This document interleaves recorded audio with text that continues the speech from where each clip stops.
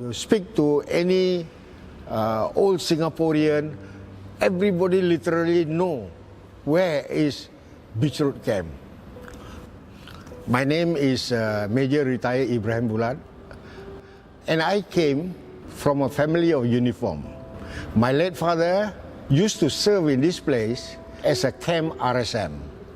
I used to come to this camp because in the military camp they always organize some kind of Christmas party, and then there are a lot of events like their parade, like a Queen birthday parade and all that. So my father used to bring the family, right, come and watch. So that's the reason why at that young age I used to run around at this place. As a young lad, 18 to 20 years old, it was during the confrontation and during racial riot 1964. I was here. I enlisted as a volunteer. In 1965, the government introduced a bill, right, with regard to People's Defence Force. Somewhere January, February, this way we start recruiting something about 800 to 900 people through the community centers, getting these people to join in as soldiers in the People's Defence Force. And the training ground here is Beach Road. And I happen to be an instructor to these people. And then, as a major, at the time when I came back from Indonesia, from Command and Staff College, War College, so I was posted to this place. And I started the 1st Brigade here to make it operational for the defense, the island defense of Singapore. I joined the army in the year of 1979, late 79. My passing out parade is in PDF. It's just next to the NCO club. It was Beach Road Camp. When you want to cross over that parade square, you have to march. You cannot walk. There's a warrant officer always at the top of the building when he say, "Soldier, march!" Sometimes we just forgot where we are. Can you imagine that having a father in the same, sand camp? In other work, maybe it's all right, but in a military kind of setting, it is not so wise actually. I used to pass by here because the cookhouse is there.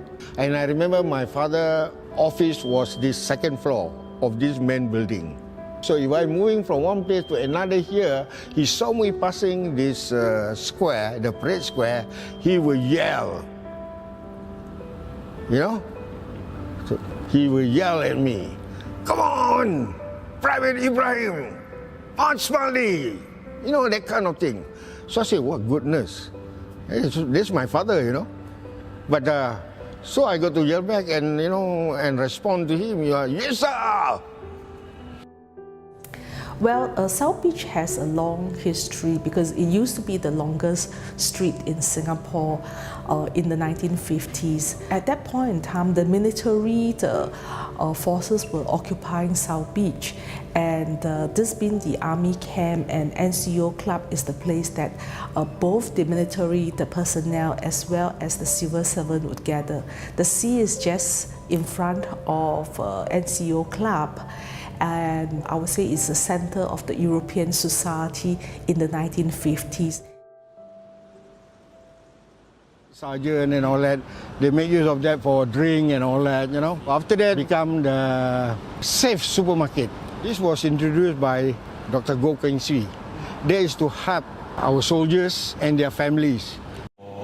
Those people who want to buy, like, of course, they can take installment. Yeah, installment plan, yeah. The cheaper you want to go travel, so the employer will pay first, then every month they will deduct from the salary. Salary, yes, correct. This is the SMF headquarters. SMF is known as Singapore Military Force. And you can see there's a porch there. Only the commandant vehicle is allowed to park inside there. This is the guard room. They can put something about 8 to 10 soldiers at any one time. It's a lockup, basically. The MPs, the military police, they are all really garang one. Right? They will yell at them and, although physically they will not touch you, But then it's enough. They use their voice and they make you run, they make you double up, they make you, they do all kind of things. Make you do push-up and all that. So this whole building actually belonged to the artillery, right, during the 50s and the early 60s. The court martial took over only much later. It was, I think, in the 80s and early 90s. I was here from 83 to 88. So we heard about it before. They wanted to demolish this place because it's a prime land and all that. So I've been, voicing it out. We can't. You can pull out any other building, but not this one.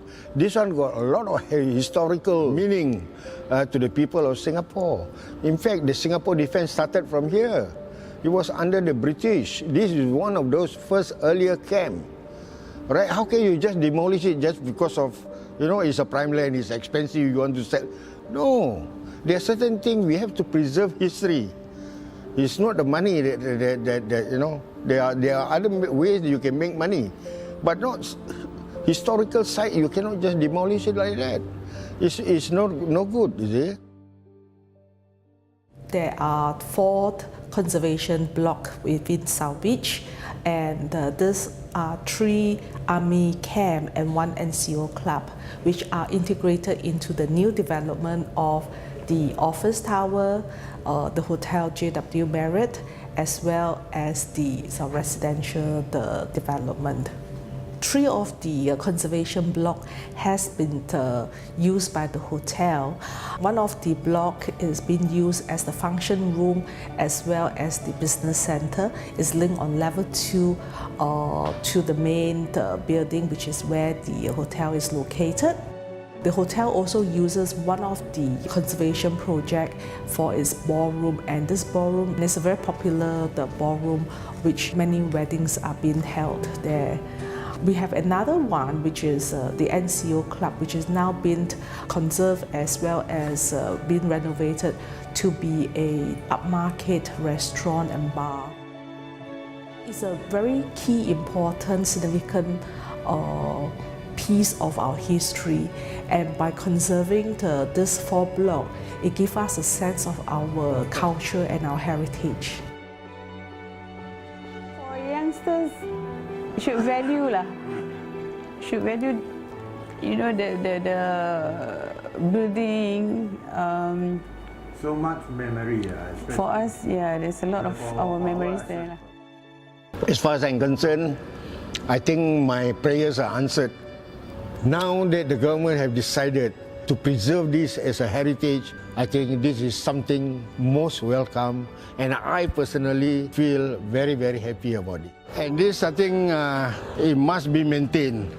Right? This is in memory of all ranks of the Singapore Volunteer Corps who lost their life in the Malayan campaign and as prisoner of war, 1941 to 45.